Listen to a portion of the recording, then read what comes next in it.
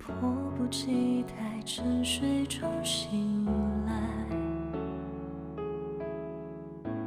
故事从这里揭开，感受着呼吸越变越暖，安静到澎湃，奇迹般的力量，想拥抱你的心跳，牵你双手，看世界那么缤纷，等你探索。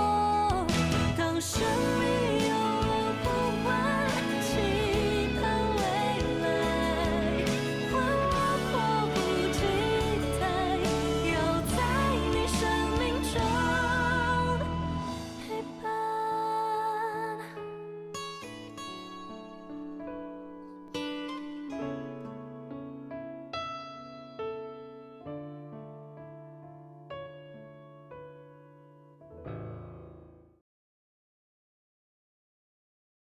嗨，这年代，只要肯干，还怕没饭吃？要不咱俩回老家吧？回你老家，回我老家都行，咱不在城里待了。弟弟，弟弟，苏瑞，姐，你在这儿干什么呀？这位是苏瑞，你能不能帮姐一个忙？什么帮忙不帮忙的？你尽管说。姐承认，刚知道你离过婚、还流过产的时候，就心里有点不舒服，就希望你跟俊潇好。结果俊潇生我气了，把我男朋友给告了，现在他家也不回，我们姐弟俩已经好久都没说话了。我男朋友工作也没了，你能不能帮我跟俊潇求求情啊？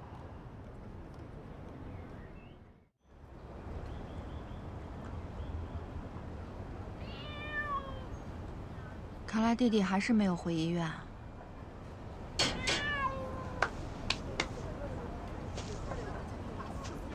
你家虽然离医院不远，坐地铁也要几站，小猫又不会坐地铁，还是在家附近找找吧。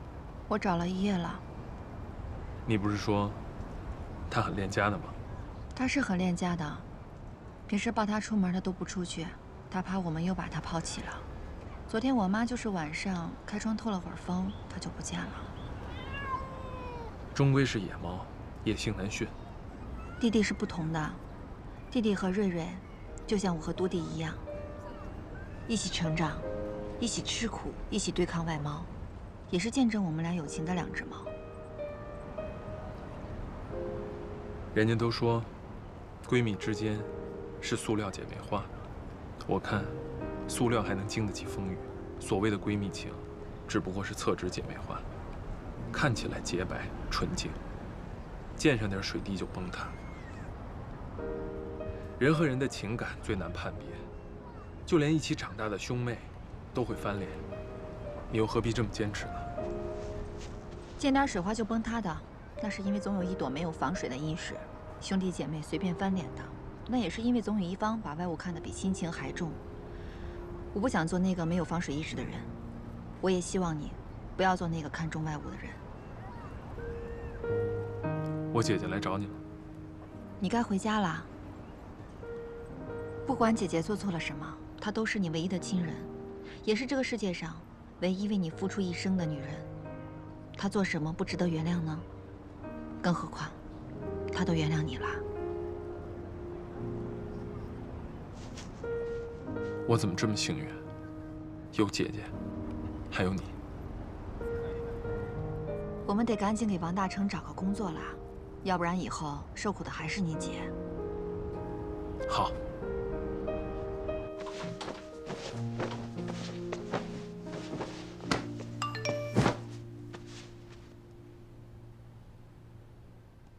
娟儿，我的工作已经找好了，是给老板开车。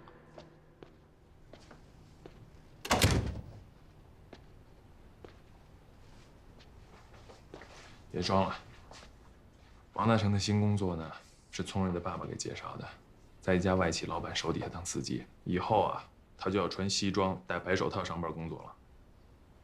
我这个聪瑞可真是个好姑娘啊。现在知道了。哦，对了，今天晚上回家，我想吃包子。哎，好，你要什么馅儿？姐给你包。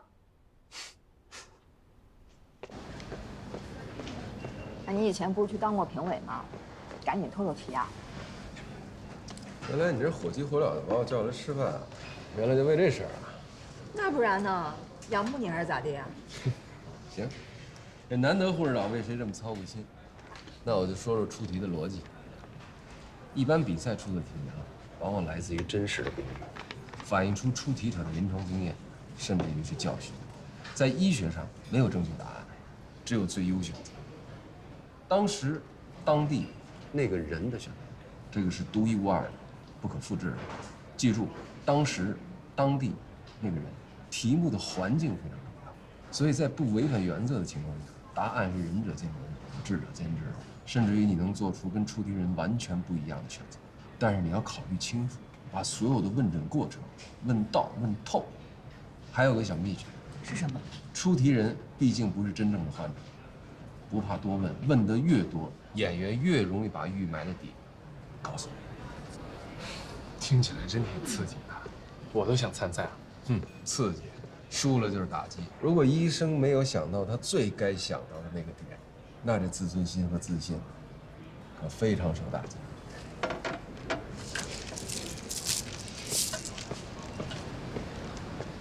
这期念白不黏你了。忙项目呢？吴聪瑞已经调动了所有的力量在帮他备战，你这好像挺淡定的嘛。不需要。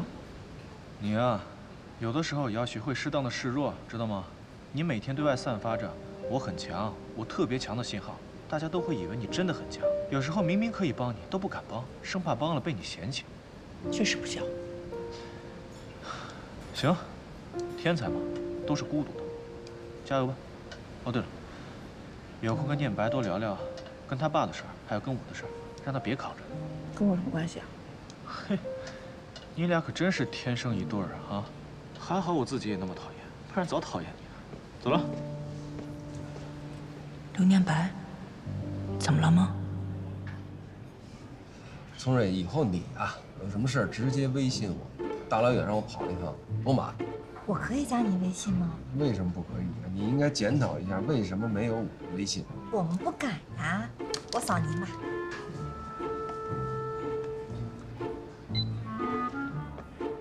行了，我走了。我送田蕊。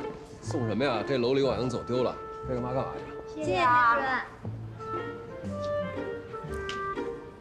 怎么样？有收获吧？我前几天听说有几个大赛的评委提前过来了，而且在外院有讲座，我帮你要入场券。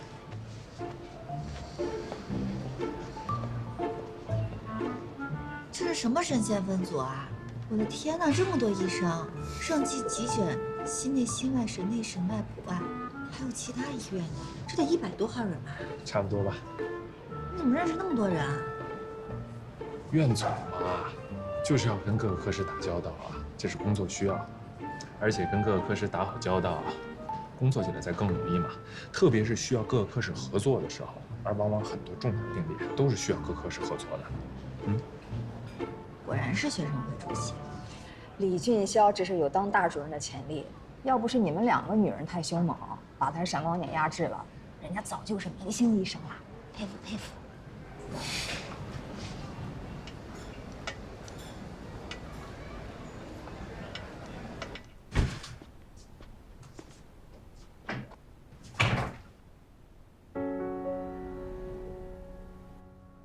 怎么突然这么厉害了？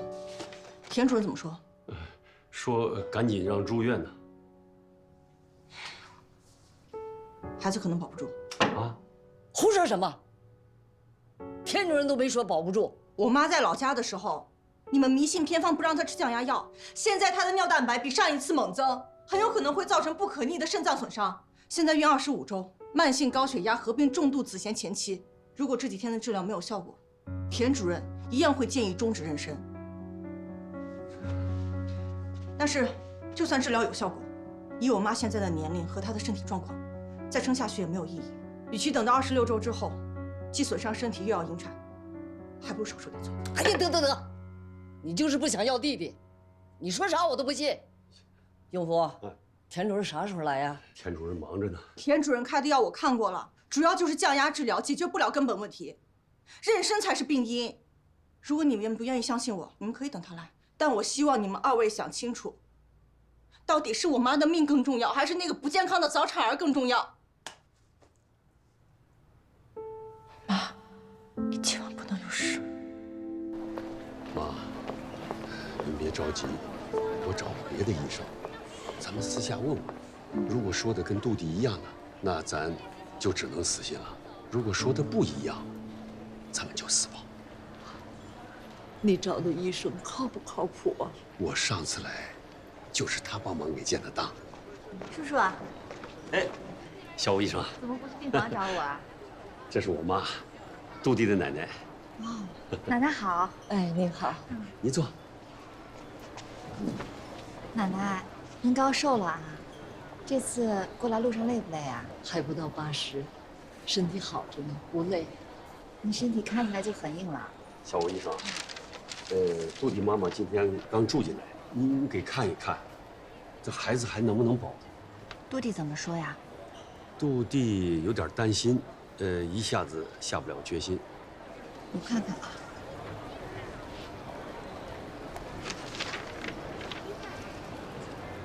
25周，这情况有点严重。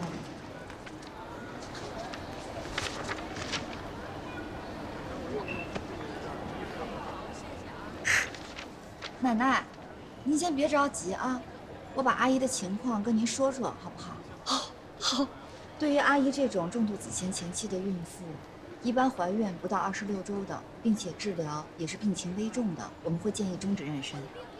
26周到28周，要看阿姨的身体情况，我们来决定是否往积极的方向去治疗。但是28周之后不稳定的话，我们就终止妊娠；稳定的话，就随时等待手术和生产。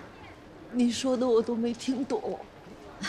就通俗来说吧，26周之前就别要孩子了。26周到28周，我们可以再努力试试。28周之后，我们要看母胎的情况，然后看看是否可以抛。但是，一切都要看阿姨身体的状况，因为26周之前生下来也是极早产，存活率也是不高的。虽然我们盛济医院在于危重症以及早产儿救治能力是全国最强的，所以阿姨如果能挺到26周之后，那孩子还是有可能保住的。就是说，我们再挺1周，医生就不叫我们打掉了，对吧？我是哪里没说明白吗？怎么会给您这样的误解啊？是这样，主要呢还是要看阿姨的身体状况。我看了这些指标了，一切都不太乐观，但是死保一下也不是没有可能，一切要看这几天的进展。我明白了，明白了，那就是说，不是不能保。那杜迪怎么说？杜迪怎么说呀？他想都没想就说保不住。叔叔，保不住是极有可能的，我们目前只能积极的去治疗。懂了，懂了，谢谢你啊，小吴医生。谢谢。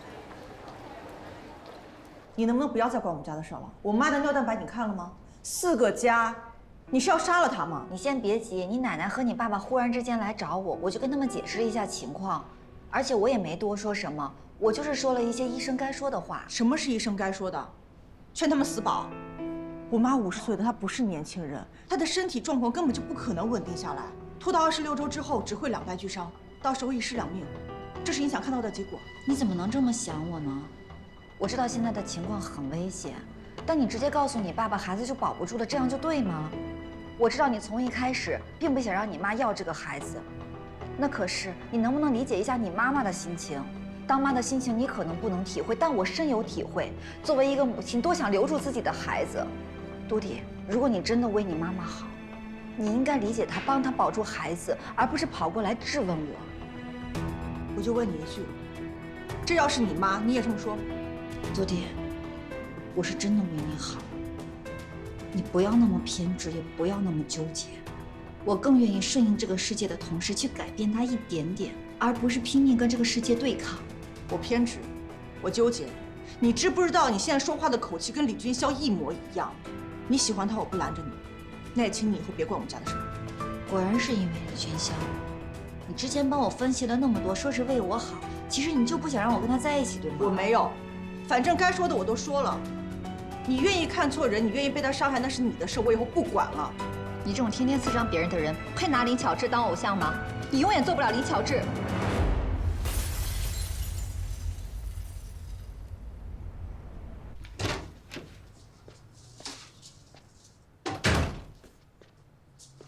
妈，吃饭了。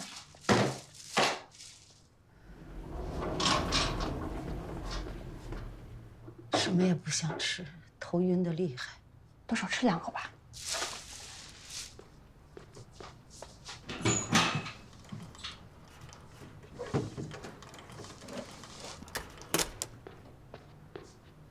特意给你买的高血压病人的饭，低脂无盐的。你现在吃的越清淡越好。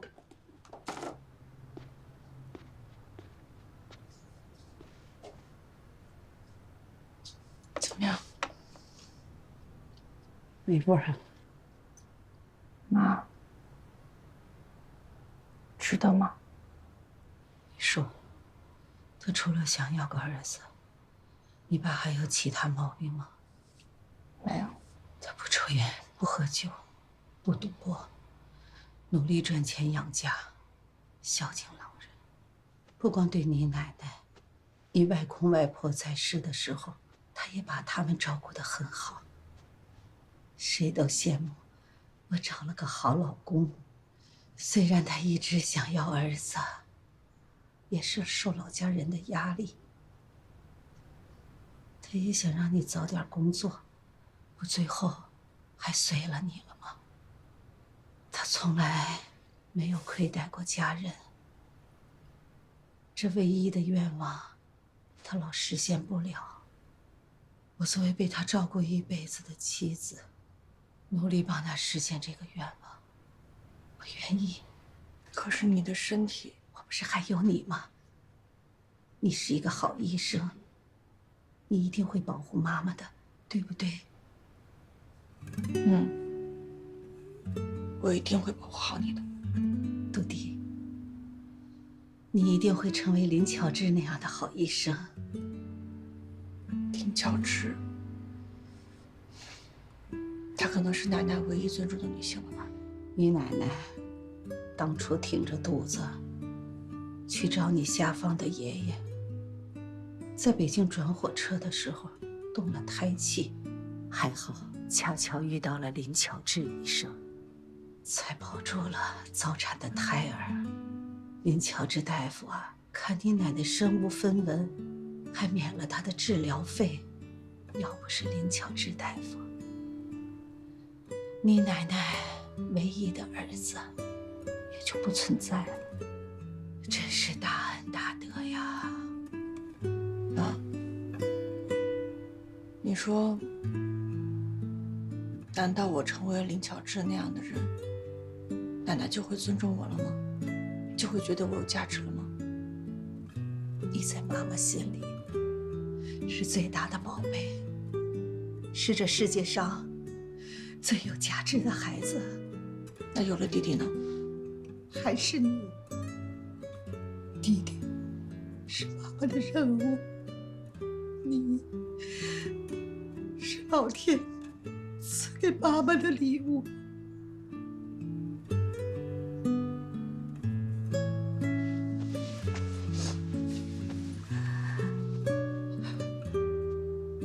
不管你奶奶说什么，你不要有压力，你一定要好好结婚，生自己的孩子，拥有一个不一样的家庭。不要因为我们害怕成为妈妈。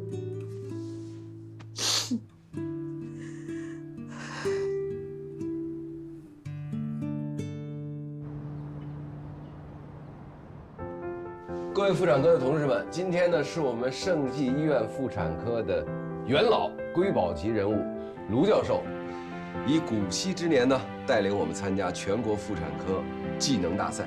这是一次展示我们盛技年轻后备力量实力的大赛，所以只能拿第1，不能拿第2。接下来有请卢教授给我们讲话。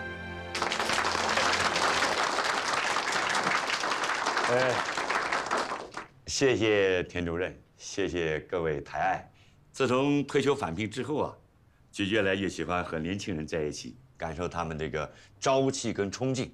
作为一个医生啊，随着年龄越大，经验越丰富，也就呢越缺失了这个挑战的勇气。做一个守规则的医生是不犯错，但病人呢就可能失去了生存的机会。我希望我能够像年轻人一样，还能保有一颗赤子之心。田主任说了嘛，这次只能拿第1，不能拿第2。其实啊，在我们盛技在这样的比赛当中啊，就没拿过第2。这一次呢，盛技妇产科派出了5名规培医生，有盛技医学院出身并在盛技规培的，有是外院的，也有呢是在其他的医学院毕业以后来我们盛技医学院读博的。这种多元化的搭配啊，是特意为之。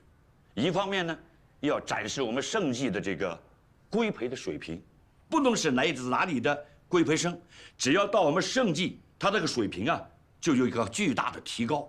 另一方面呢，大家的背景不同，又可以互相学习。我呢就负责好大家的衣食住行，照顾好年轻人。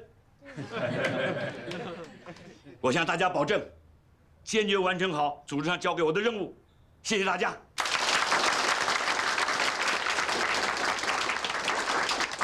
再一次感谢卢教授啊，也期待你们凯旋而归。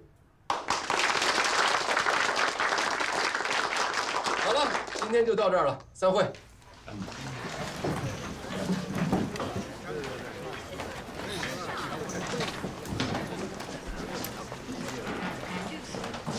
我给你带了一些巧克力和糖，一旦你紧张了，就吃一个甜的，缓解一下紧张。你看见黄主任了吗？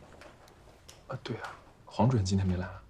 奇怪了，他辅导了我这么久，为什么我出征的时候他没有出现呢？可能是睡着了吧，毕竟她现在怀孕了嘛。我有点担心他。你今天见到他了，一定告诉我一声。我又不是去夜店，拿这么多酒干什么？哎，我觉得你微醺的时候比较可爱，说不定能赏骂评委几句。我傻呀！我骂评委干什么？我去比赛的。哎，评委都一定会挑衅参赛者，什么能让你丧失理智就说什么。说不定你火大了就掀桌子。怎么可能？放心吧。就这么走了？不然呢？没什么想跟我说的吗？哦，对了，帮我好好照顾我妈妈。孩子是继续保还是流掉，就这几天的判断了。你也知道，我奶奶和我爸爸都不靠谱，所以你帮我盯紧一点，该吃的药不要落下，不该吃的东西也千万别让他吃。还有要进行突然袭击，检查桌面还有垃圾桶里，别让我奶奶给他带来什么奇怪的偏方。还有每天晚上6点到8点，我爸爸都会送我奶奶回宾馆，这个时候你可以找我妈妈单独聊一下，看看她的真正状况。都记清楚了，遵命。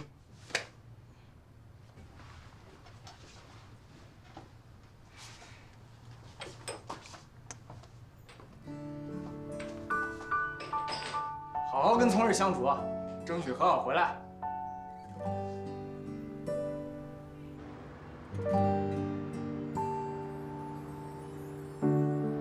这一扇大门背后，匆匆忙忙不眠不休，人来人往。他们等待着咱们就在这儿啊，这就是咱们的，走吧。卢教授，卢教授，哎，来了。没想到啊，盛技都把您亲自搬出来啊，这是势在必得呀。哎呀，我就是一个老闲人，带着出来玩玩，顺便来见见大家。好，来走，来，坐。技能大赛现在开始，第一项缝合。每颗心灵都不再一样，憧憬着远方。人生清淡最重要的一项，幸好有天使般的你陪伴去完成。这一扇大门背后，这么复杂的婚姻撕裂伤，我的最弱项。吴宗瑞，不要紧张，不要紧张，你练了很久了，就算不好看，也肯定不会出错。他们等待着奇迹，他们肩膀上扛着压力与生命，世上最温暖的双手。那女生也是规培生吧？轮转第3年。盛季的人才储备可怕，一个规培生也有外科大医生的风范啊。每颗心灵都感受到爱灿烂的绽放，人生清淡最重要的一项，幸好有天使般的你让我盛季音乐1号选手杜地完成。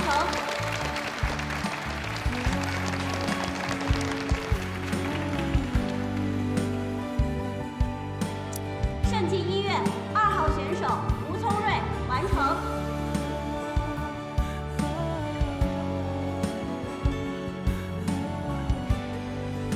艰难产比赛现在开始。H. 请求帮助。E. 评估是否侧切。L. 屈大腿。P. 耻骨联合上加压。E. 步子或 Ruber 螺旋法。R. 四肢着地法。人生清淡最重要的一项，幸好有天使般的你陪伴去完成。这个是对呀，这个可是我们常常见到的新闻，而且是真的良率。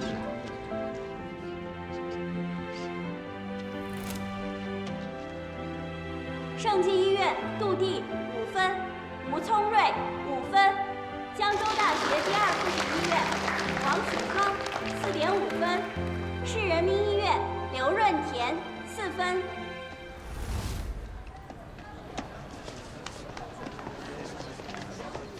怎么样？有信心吗？有。怎么就一个人有信心啊？练是练了，但实际操作比较少。没关系，慢不要紧，但记住，手一定要稳，千万不能把葡萄弄破。只要不破，就没有关系。腹腔镜比赛现在开始。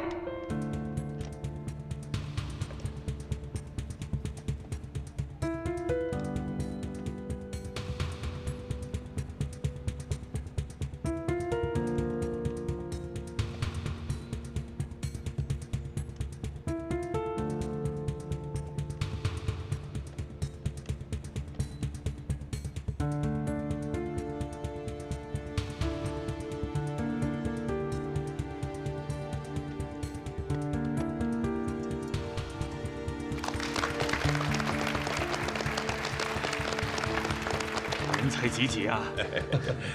付出啊，最后有收获了。哎呀，彼此，大家都不错，大家都不错。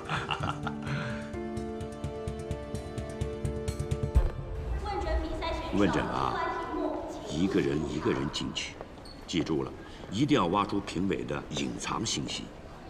去，你们去抽题吧，去吧。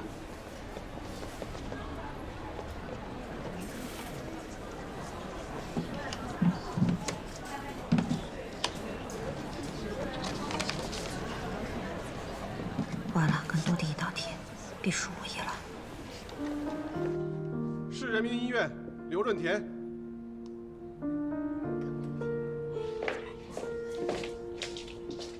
盛季医院杜地。新民医院来小兵。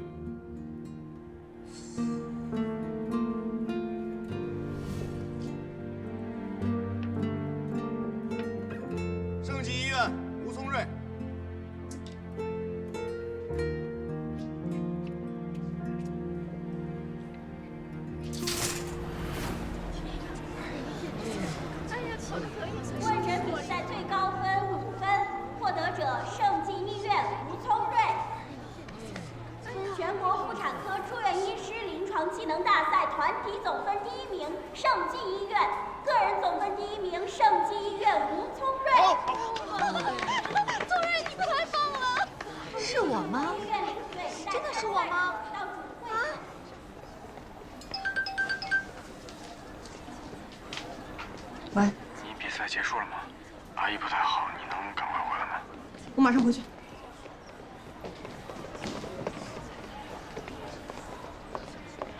卢教授，恭喜你啊，后生可畏，值得我们学习啊。我想问一下，杜弟呀，怎么最后被吴聪瑞反超了？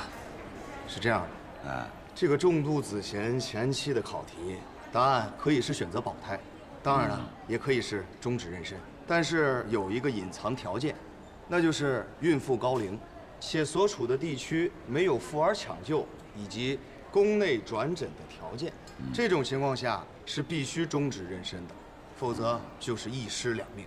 杜弟坚决要求终止妊娠，他说女人啊，不该为了生孩子送命，有点赌气的意思。但是吴从瑞表现得不错，吴从瑞挖出了隐藏条件，所以赢得很漂亮。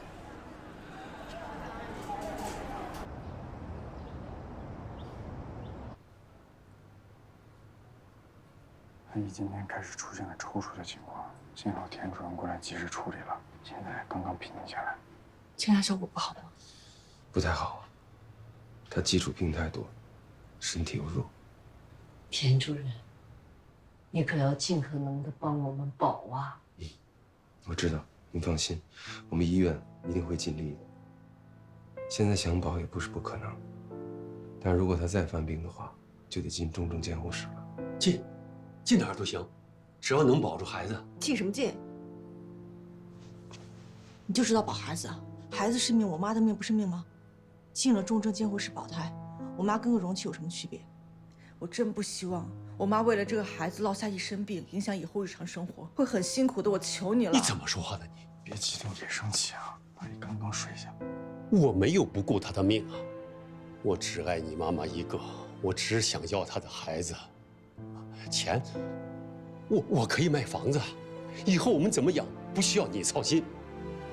我家里宅基地还值几个钱儿，我回去卖了。杜弟，你说的困难是有的，而作为医生，我们要在尊重医学的情况下，也要尊重患者和家属的意见。现在你们两个都是家属，所以你们拿个主意，告诉我，总之我会尽力的。谢谢田主任。要不先让他们冷静一下，再商量商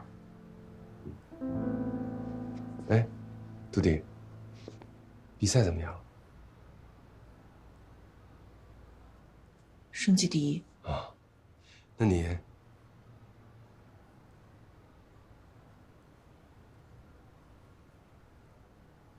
第二。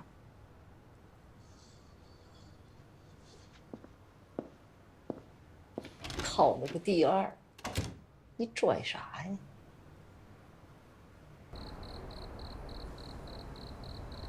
你先回去吧，我想一个人待会儿。1点了，一个人回去不安全。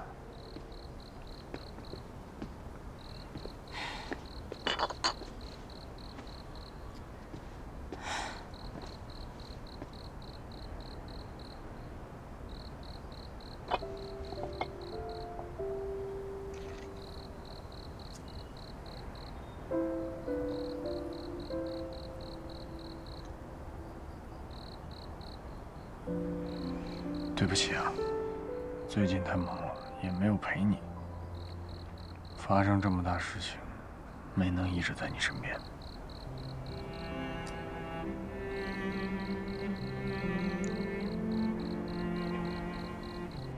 我妈怀的不一定是个男孩，是我骗他们的。刚开始，我爸一直缠着聪瑞，问那孩子的性别，聪瑞没告诉他。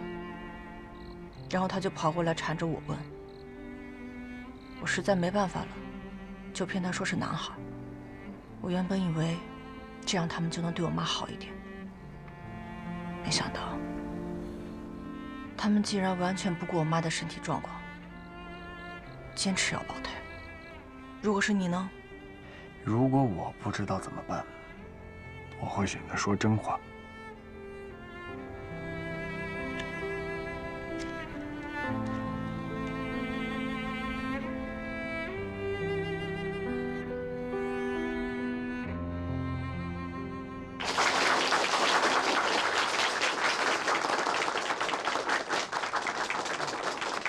盛记啊，不是第一次拿全国第1，但是呢，包揽前3名这是第1回。我们恭喜第1名吴聪睿，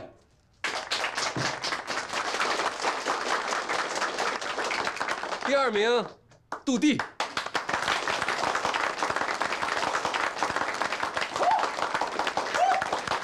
第3名冯冰冰。科里决定呢，奖励参赛人员每人3000元，吴聪睿5000元。院里的表彰和奖励呢，下周能够下来，恭喜他们。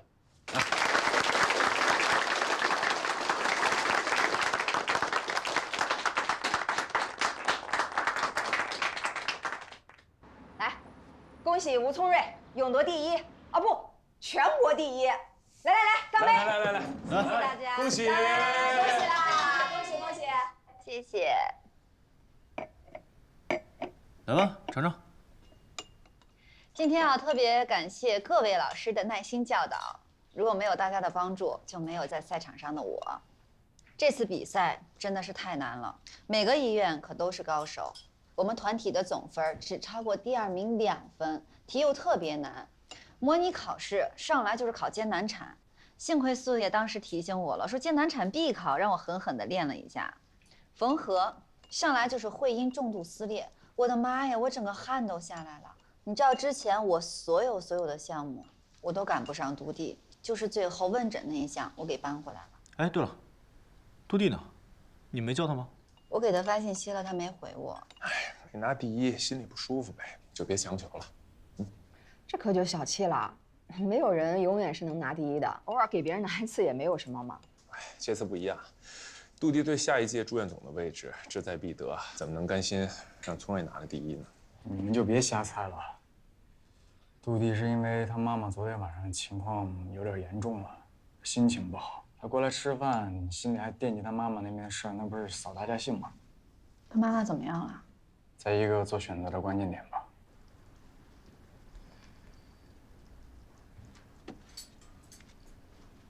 难得大家能为你聚齐庆祝啊，不好好吃饭，没准儿万一他还好，手机就响了呢。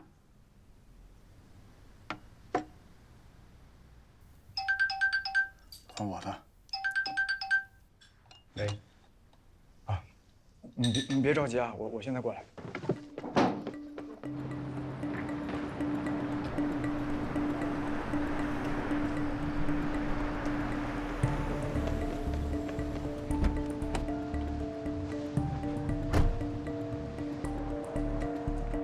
走了多久啊？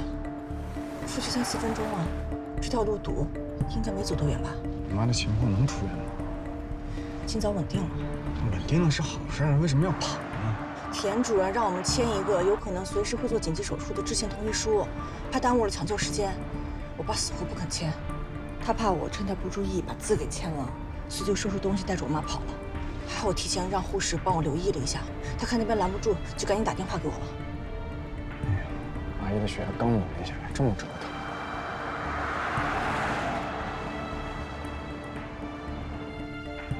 咱们这是去哪儿啊？换家医院，不在盛记看了。我不换，我要回去，我要回盛记，我要回去找杜弟，我要杜弟管我，我才放心。他有什么用啊？满脑子就想着怎么给你引产。咱们换家医院，我和妈都不用看他的脸色，还能多活几年。哎，好像是前面那个绿色牌的那个网约车。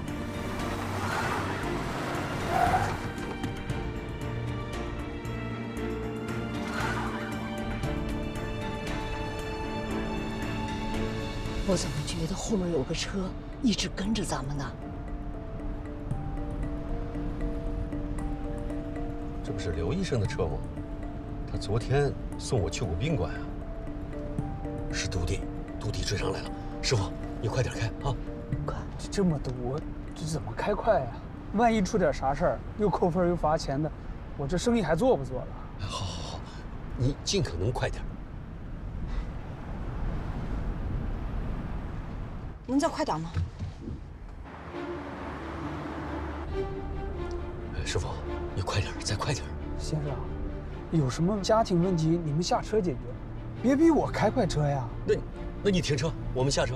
这大马路中间怎么停啊？我给你打差评。先生，我们现在都有行程录像和录音，你给我打差评也没用。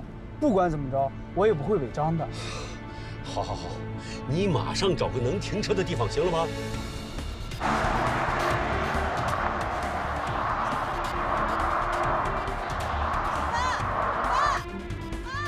快停车！你不能这样带我妈走了，要回医院，让救护车转运很危险的。妈，不关你的事儿，我是家属，我自己负责。妈，停车！妈，你们非法转运病人啊？非什么法呀？我是家属，我让我自己的老婆出院，怎么就非法了？你们还是赶紧下去吧，我这又不是救护车，出点什么事儿我可负不起责。好，你停。停车！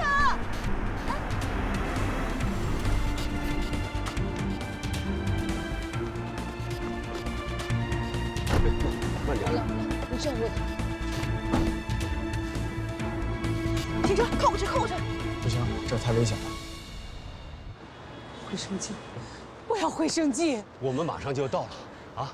咱到隔壁那条街上再打个车。我要回生记！别跑！你回来！别跑！停车！